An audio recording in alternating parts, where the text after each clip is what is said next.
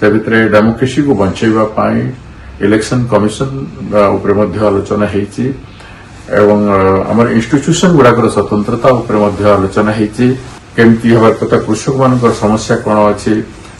युवक मानकर समस्या केमती अछि मजदूर एवं विभिन्न श्रेणी काम करुवा लोकंकर मध्य आज कौन अवस्था अछि ए देशर सबु विषय वस्तु पर आलोचना था महिला मानकर एट्रोसिटी उपरे मध्य आलोचना हेतिला एवं सबुठ बेसी गुरुत्वपूर्ण हला न्याय पथे संकल्प समर्पण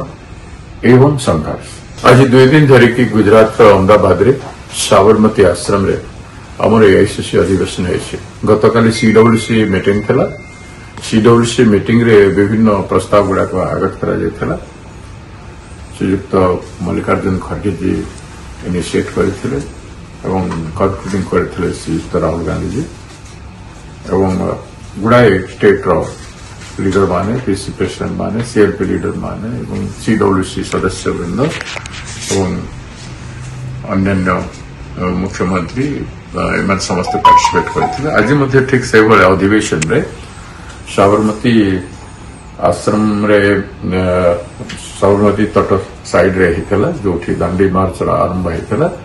सेठु गोटे आज ऐतिहासिक अधिवेशन है तो समग्र भारत वर्ष हाराहारी 4,500 5,000 आमर निमंत्रित एआईसीसी सदस्य एवं निमंत्रित सदस्य CWC member PCC president CLP leader आदि अन्य विभिन्न एमएलए एमपी मिनिस्टर मध्य निमंत्रित थे समस्त उपस्थित थे ओडिशार हाराहारी आमर 80 ରୁ 90 जन आसते आमर अधिकांश एमएलए आसते एवं पार्टिसिपेट करते आज प्रस्ताव आगत कले श्रीयुक्त सचिन पायलट जी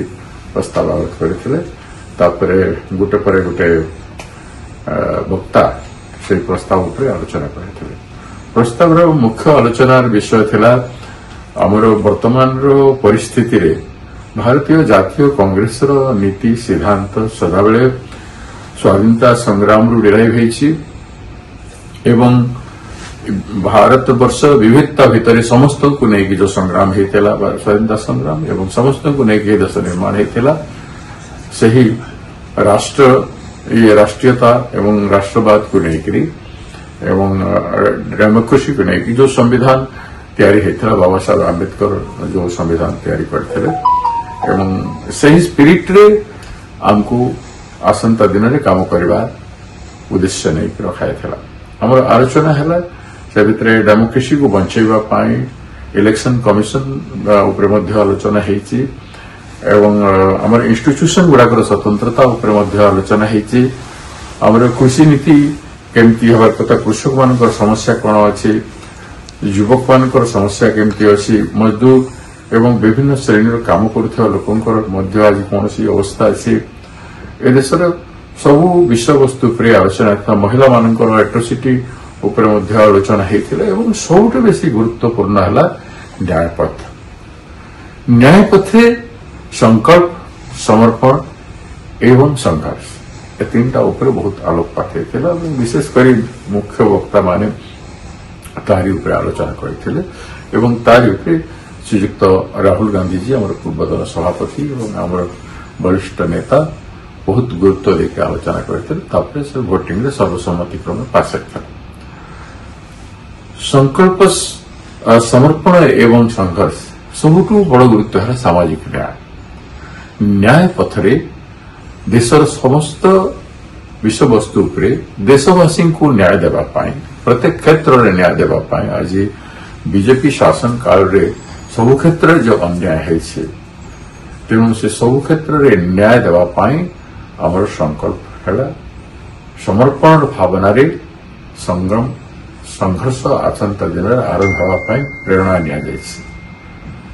जो ऐतिहासिक स्थली है साबरमती आश्रम से आलोचना है बहुत उत्साह सहित लीडर माने समग्र देश आसते समस्ते प्रेरणा नहीं आज बाहरी एवं राज्यव्यापी देशव्यापी विभिन्न प्रकार कार्यकलाप शांतिमय उपाय महात्मा गांधी दिशा निर्देश एवं ए देश को ଆହୁରି ଥରେ ଗୋଟେ ସ୍ୱାଧୀନ